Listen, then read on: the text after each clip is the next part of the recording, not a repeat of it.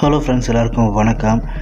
இந்த நியூஸ் பார்த்தீங்கன்னா எல்லாரும் கேள்விப்பட்டிருப்பீங்க. நம்ம தளபதி விஜய்க்கு வந்து வேறு சங்கீதா மேம் டிவோர்ஸ் நோட்டீஸ் அனுப்பியிருப்பாங்க. ஸோ டிவோர்ஸ் நியூஸ் இது வந்து பார்த்திங்கன்னா ஆரம்ப காலத்தில் நிறைய இடங்களில் பேசப்பட்ட விஷயம் தான். அது நிறைய ரூமர்ஸ் வந்து லீக் ஆகிட்டு இருந்தது. ரூமர்ஸ் நம்ம எல்லாருக்குமே தெரியும், இது கண்டிப்பாக போய் கிடையாது, ரூமர்ஸ் தான் அப்படின்னு சொல்லிட்டு. பட் இப்போ வந்து பார்த்திங்கன்னா சங்கீதா மேம் சைட்லேருந்து அஃபிஷியலாகவே வந்து டிவோர்ஸ் நோட் வந்து வந்திருக்கு அப்படின்ற மாதிரி சொல்கிறாங்க.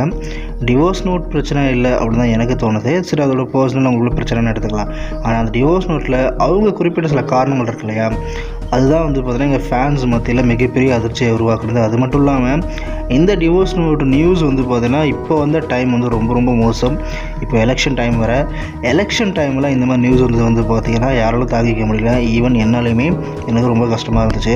நம்ம சொல்லலாம் இது தளபதி பர்சனல் லைஃப் அப்படின்னு சொல்லிட்டு. சில மெச்சூரிட்டியான இருக்கக்கூடிய பொலிட்டிஷியன் மட்டும் தான் வந்து இது தளபதியோட பர்சனல் லைஃப்னு சொல்லிட்டு இதை பற்றி பேச மாட்டாங்க. பட் உதாரணத்துக்கு எக்ஸாம்பிள் இப்போ நம்ம அண்ணாமலை இருக்கார் இல்லையா, அவர் கூட அவர்கிட்ட கேட்டிருப்பாங்க. அவர் டீசெண்டாக சொல்லிடுவார், இந்த மாதிரி இல்லைங்க, இது வந்து அவரோட பர்சனல் லைஃப், இப்போ நம்ம பேச வேண்டாம் அப்படின்னு சொல்லிடுவார். ஆனால் எல்லா பொலிட்டிஷியன்ஸுமே வந்து பார்த்தீங்கன்னா அதே மாதிரி பர்சனாலிட்டியில் இருப்பாங்களான்னு சொல்ல முடியாது.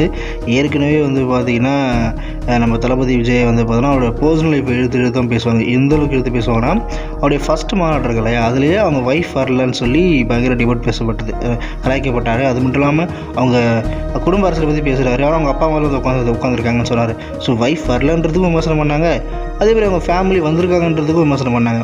ஸோ அப்படிப்பட்ட இவங்க விஜயோட ஃபேமிலி வந்து அதிகமாக எதிர்த்து பேசுவாங்க. இப்போ வந்து பார்த்திங்கன்னா இந்த நியூஸ், இந்த டிவோர்ஸ் நியூஸ் வந்து பார்த்திங்கன்னா இனிமேல் அவங்களுக்கு பூஸ்ட் கொடுக்குற மாதிரி ஆகிடும். என்ன பண்ணுறதுன்னு தெரியல. அது மட்டும் இல்லாமல் வந்து பார்த்திங்கன்னா ஒரு தளபதி ஃபேனாக, சின்ன வயசுலேருந்து இருந்த தளபதி ஃபேனாக இந்த நியூஸ் கேட்கும்போது ரொம்ப கஷ்டமாக இருக்குது. அவங்க சொல்லியிருக்க சில காரணங்கள்லாம் வந்து பார்த்திங்கன்னா கண்டிப்பாக உண்மையாக இருக்காதுன்னு நான் நம்புகிறேன். உண்மையாக இருக்கக்கூடாது. நம்ம தளபதி வந்து பார்த்திங்கன்னா தமிழ்நாட்டில் சிஎம் ஆகணும்னு ஆசைப்படுறோம். பட் அவர் வந்து பார்த்திங்கன்னா கரூர் இன்ஸ்டன்ட்லேருந்தே நம்ம இன்னும் வெளியில் வரல. கரூர் பிரச்சனையும் வந்து பார்த்திங்கன்னா இன்னுமே வந்து தூத்திக்கிட்டு இருக்குது.